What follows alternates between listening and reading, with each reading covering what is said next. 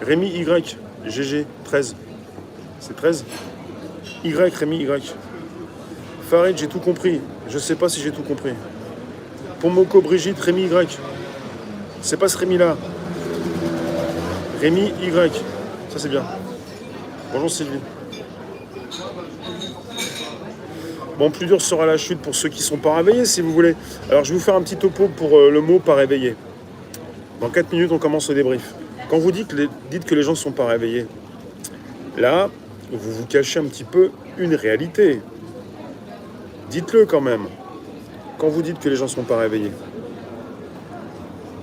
ils le sont. Loin de moi cette idée de vous déplaire, quoique peu importe, ça ne me dérange pas de déplaire. Loin de moi, je me suis cherché, je me suis trouvé. Loin de moi l'idée de vous rentrer dedans, mais quand même, quand vous dites qu'il y a des gens qui ne sont pas réveillés, vous voulez avoir des personnes qui vont vous accompagner.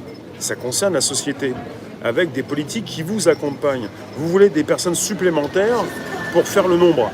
Parce que vous avez des politiques qui vous accompagnent et qui vous proposent des chiffres qui peut-être ne sont pas les bons. Donc vous cherchez des personnes qui sont comme vous. Sauf que ces personnes ne sont pas comme vous. Et ces personnes que vous dites ne pas être réveillées, souvent collaborent. Ou alors, justement, ne pensent qu'à elles. Ne vont pas penser à la France ou à vous-même. Donc vous voulez réveiller des personnes qui sont déjà réveillées et des personnes qui n'ont pas envie de faire ce que vous faites. La réalité, elle est dure, elle est très dure. Il n'y a pas à réveiller qui que ce soit. Vous êtes entouré de personnes qui savent très bien ce qu'elles font. On est tous intelligents, et ceux qui font différemment, mais ils ne vont pas forcément faire comme vous. C'est quand même quelque chose, cette idée de on va essayer de réveiller. Ouais, je sais, mais bon, il y a quand même une partie qui n'est pas endormie, quand même. Bah oui, on sait. Donc là où ça pique pas mal, c'est que vous allez réveiller personne, tout le monde est réveillé, et quelque part, beaucoup n'ont pas envie de faire ce que vous faites. Après, à voir si vous êtes le nombre, si nous sommes le nombre ou pas. Mais bon, il y a quand même pas mal de millions de personnes qui pensent comme ça aussi, comme nous, comme vous. Même à 3 € le carburant et 4 € la baguette de pain, ça vous continue à roupiller. Ah non, moi je pense à ma pomme. Je roupille pas. On est nombreux à penser à notre pomme. Puis de temps en temps, on pense à celle des autres. Vous voyez ? Alors il reste combien de temps ? Je vais y aller, on va commencer le débrief. En vous remerciant. On continue sur ce direct pendant 1 heure. Et je vais vous parler des sujets proposés cette semaine. Et on va reparler de plus dur sera la chute, pour tous ceux qui n'ont pas compris, pour ceux qui ne veulent pas comprendre, pour ceux qui ne se bougent pas. La chute pour ceux qui n'entreprennent pas quelque chose pour eux-mêmes. Voilà la chute. Plus dur sera la chute, pas pour ceux qui ne sont pas réveillés, mais pour ceux qui ne pensent pas à eux-mêmes, ou qui vont penser à une communauté ou aux autres, sans d'abord commencer à penser à des personnes à elles-mêmes. Voilà, à elles-mêmes.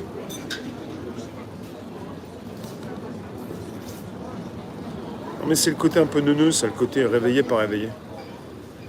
Voilà quand tous, ça fait combien de temps qu'on se connaît ? Rémi I ou Y ? La réalité va les rattraper. Ben je sais pas, il y a un déni à vie des fois. Il y a un déni qui se fait, un déni. Il est quelle heure ? On y va ? On y va.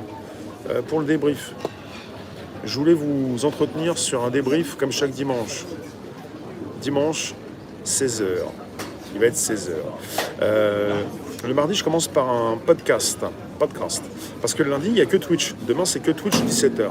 Donc le mardi, je commence. Mon début de semaine, c'est le mardi. Je commence avec un podcast. 13h30, 14h. Le mardi, le mercredi, le jeudi et le vendredi.